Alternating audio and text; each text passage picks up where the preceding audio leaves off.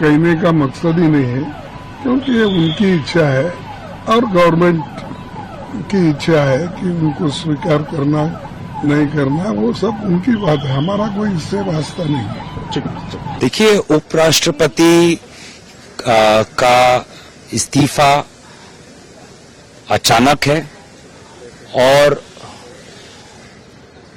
दुर्भाग्यपूर्ण है, क्योंकि वो जिस प्रकार से कल मीटिंग्स में प्रिसाइड कर रहे थे और आज भी उनका एक मीटिंग राज्यसभा में बिजनेस एडवाइजरी कमेटी का था और सुनने में आया है कि क्षेत्र में भी उनके प्रोग्राम थे, तो हमारे तरफ से तो हम उनकी अच्छे स्वास्थ्य की कामना तो करते हैं, लेकिन कहीं ना कहीं ऐसा प्रमाण होता है कि केंद्र सरकार और उपराष्ट्रपति के बीच में जो उनका रिश्ता है दोनों के बीच में, वो पहले जैसा नहीं रहा, क्योंकि कल के बीएसी मीटिंग में केंद्रीय मंत्री भी नहीं थे। अब तक प्रधानमंत्री मोदी जी की तरफ से कोई बयान भी नहीं। केंद्र सरकार हमको ये नहीं बता पा रही कि किस प्रकार से देश आगे बढ़ेगा अगले उपराष्ट्रपति के संदर्भ में।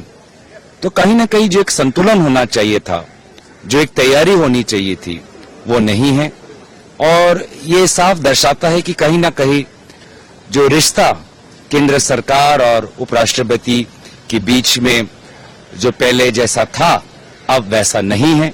और इसीलिए जहां हम उपराष्ट्रपति के अच्छे स्वास्थ्य की कामना करते हैं, वहीं हम केंद्र सरकार से स्पष्टीकरण मांगते हैं कि क्या उनको पहले सूचना थी कि उपराष्ट्रपति अपने स्वास्थ्य के कारण इस्तीफा देने वाले थे, और अगर सूचना नहीं थी तो इस प्रकार का असमंजस क्यों, ये हम जानना चाहते हैं।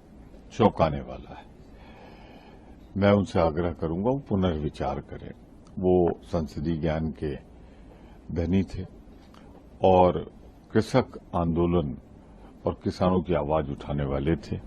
ये संसदीय इतिहास का काला दिन है जब एक उपराष्ट्रपति जी अपना कार्यकाल पूरा नहीं कर पा रहे हैं।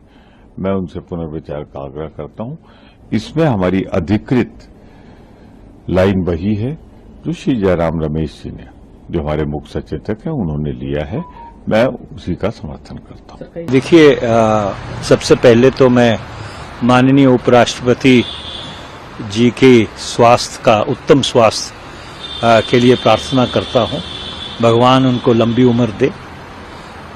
पर जिस तरह से इस्तीफा हुआ है, ये बहुत ही एक बड़ा रहस्य है इस समय, और क्योंकि बहुत ही सर्वोच्च संवैधानिक पद पर उपराष्ट्रपति महोदय बैठे हैं, तो इसका विवरण कि क्यों उन्होंने ये एकदम फैसला लिया, ये बहुत अच्छा होगा।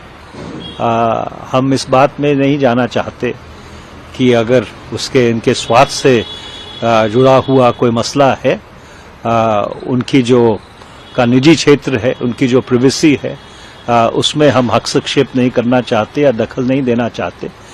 पर क्योंकि 146 करोड़ लोग इस देश के जानना चाहेंगे कि देश के सबसे महत्वपूर्ण दूसरे संवैधानिक पद पे बैठने वाले व्यक्ति ने फैसला क्यों लिया, अगर उपराष्ट्रपति इसके ऊपर कुछ प्रकाश डाल सके तो ये सभी के लिए